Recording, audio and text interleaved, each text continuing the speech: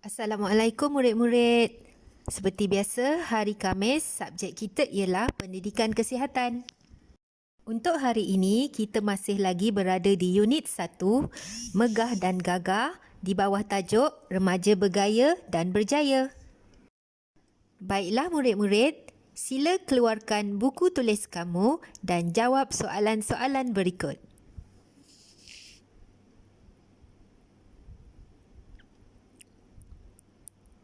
Soalan yang pertama. Adakah kamu mengalami sebarang perubahan fizikal?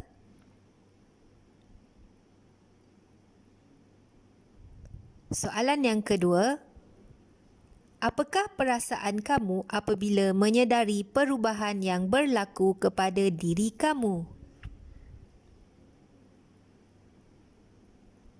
Soalan yang ketiga.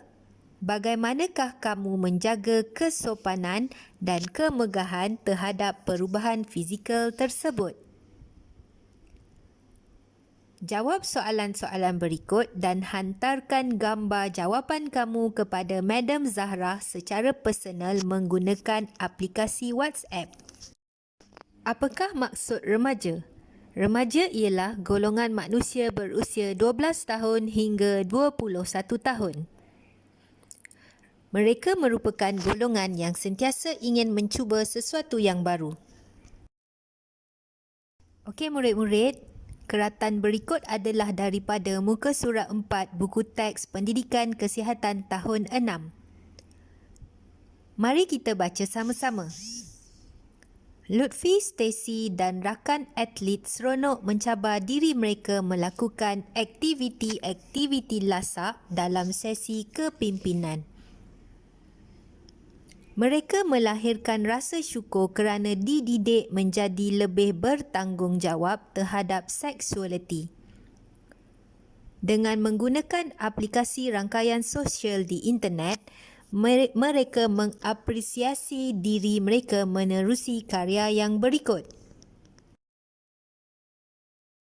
Sebelum kita melihat karya Lutfi, Stacy dan rakan-rakannya, apa kata kita lihat maksud seksualiti?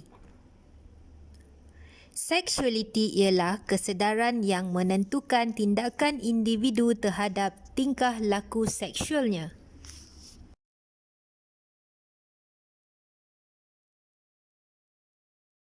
Mari kita lihat karya Stacy, Lutfi dan rakan-rakan mereka. Kita baca sama-sama ya. Saya mampu membina dan mengekalkan hubungan yang baik dengan rakan sebaya. Saya selesa dengan perkembangan tubuh dan kesedaran seksualiti saya.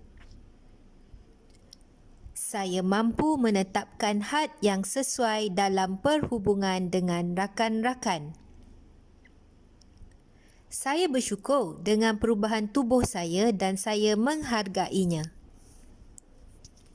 Saya memahami risiko, tanggungjawab dan kesan daripada tingkah laku seksual yang negatif. Saya bertindak secara bertanggungjawab hasil didikan keluarga yang baik. Apakah yang dimaksudkan dengan saya mampu membina dan mengekalkan hubungan yang baik dengan rakan sebaya? Maksud pernyataan tersebut ialah walaupun terdapat perubahan fizikal yang berlaku kepada diri kamu, kamu tetap perlu menjaga dan mengekalkan hubungan dengan rakan-rakan kamu yang lain. Kamu tidak boleh mengejek rakan-rakan kamu yang mengalami fasa perubahan fizikal. Sesungguhnya, mengejek dan mempersendakan keadaan fizikal orang lain adalah sesuatu yang salah. Selain itu, pastikan kamu tidak menjadikan perubahan fizikal yang berlaku sebagai alasan untuk kamu tidak mahu berkawan dengan orang lain. Teruskan berkawan. Teruskan mengekalkan hubungan yang baik. Seterusnya, saya selesa dengan perkembangan tubuh dan kesedaran seksualiti saya. Perubahan fizikal bukanlah satu bebanan, sebaliknya ia adalah satu anugerah yang diberikan oleh Tuhan kepada manusia. Setiap manusia pasti dapat merasai fasa perubahan fizikal dalam kehidupan mereka. Kamu juga perlu ada kesedaran tentang tingkah laku seksualiti dan kesannya terhadap kehidupan. Sentiasalah mengambil tahu tentang perubahan-perubahan yang berlaku dan memahami bahawa setiap perubahan-perubahan tersebut ada impak yang baik kepada kehidupan kita. Seterusnya, saya mampu menetapkan had yang sesuai dalam perhubungan dengan rakan-rakan. Apabila kamu mula meningkat remaja, perubahan fizikal dan emosi juga akan berlaku. Oleh itu, kamu perlulah mengetahui batas-batas pergaulan antara lelaki dan perempuan. Kamu juga perlu tahu cara-cara untuk menjaga batas pergaulan tersebut. Tidak salah untuk berkawan sekiranya berlainan jantina, tetapi perlulah menepati adab-adab dan juga suruhan agama. Saya bersyukur dengan perubahan tubuh saya dan saya menghargainya. Seperti yang diperkatakan tadi, perubahan fizikal bukanlah sesuatu bebanan, tetapi ia merupakan satu anugerah yang diberikan kepada kamu. Oleh itu, kamu haruslah bersyukur kerana dikurniakan perubahan fizikal yang sempurna. Terimalah setiap perubahan yang berlaku dengan hati yang terbuka. Selain itu, kamu perlu menjaga kebersihan diri kamu. Sentiasa mandi, memotong kuku dan memotong rambut untuk menjadi remaja yang bergaya. Jagalah keselamatan diri kamu dan menjadi remaja yang berjaya. Apabila meningkat remaja, kesedaran terhadap implikasi sesuatu tindakan negatif perlu ada dalam diri kamu. Kesedaran ini dapat membantu kamu untuk menjadi lebih bertanggungjawab serta dapat mengelakkan diri kamu daripada melakukan aktiviti yang tidak bermoral seperti zina, pornografi dan melakukan gangguan seksual. Saya bertindak secara bertanggungjawab hasil didikan keluarga yang baik. Sudah pasti apabila kamu sudah remaja, ibu dan ayah serta keluarga banyak mendidik kamu untuk menjaga diri dan mengelakkan diri daripada tingkah laku negatif. Sebagai anak yang baik, kamu perlulah menjaga nama baik keluarga kamu. Jangan sesekali menconteng arang di wajah mereka. Kamu perlu berfikir dengan wajar untuk setiap tindakan. Sekiranya ada perkara buruk berlaku di atas tindakan kamu, kamu perlulah menghadapinya dengan rasa tanggungjawab. Berusahalah untuk memperbetulkan keadaan yang salah, barulah kamu menjadi remaja yang bergaya dan berjaya. Baiklah murid-murid, mari kita belajar tentang ciri-ciri remaja bergaya dan berjaya. Apakah ciri-ciri remaja bergaya dan berjaya? Yang pertama, sentiasa mengekalkan hubungan baik dengan rakan-rakan dan orang sekeliling.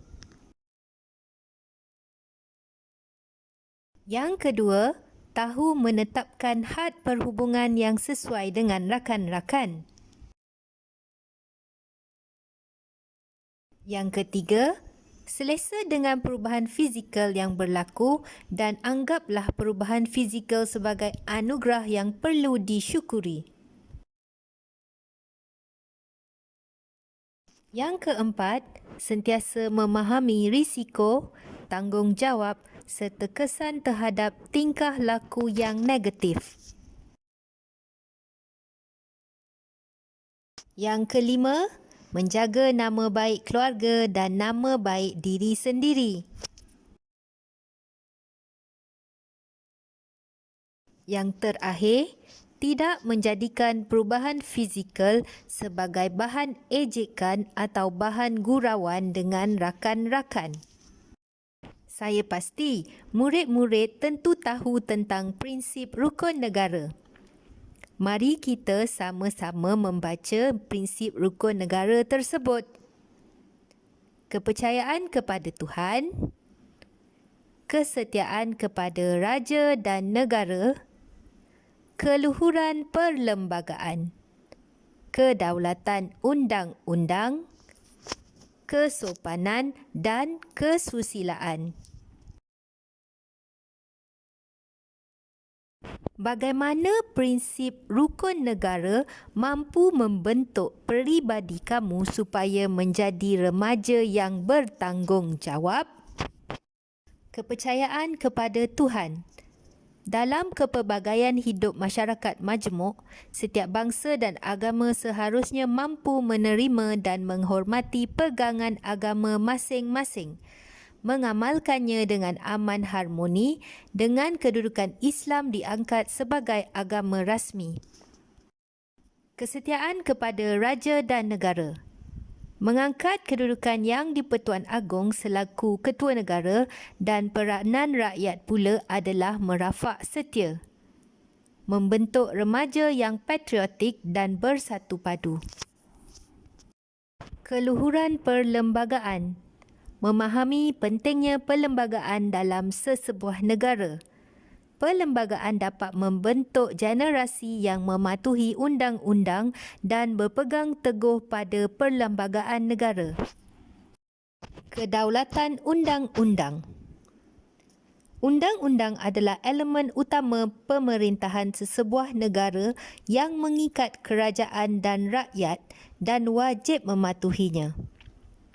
Memahami bahawa setiap tindakan negatif ada hukuman mengikut undang-undang yang ditetapkan oleh perlembagaan. Kesopanan dan kesusilaan. Menjadi panduan kepada seluruh masyarakat untuk menjaga perilaku dan adab sopan. Menghormati budaya dan kepercayaan masyarakat yang berbeza. Kesimpulan yang kita perolehi daripada topik hari ini ialah remaja yang bergaya dan berjaya perlu mempunyai keyakinan diri serta tidak malu dengan perubahan fizikal yang mereka alami. Perubahan fizikal merupakan anugerah, bukan satu beban. Berpegang teguh kepada 5 prinsip rukun negara untuk menjadi remaja yang bergaya dan berjaya. Sampai di sini sahaja. Terima kasih. Kita jumpa lagi minggu hadapan.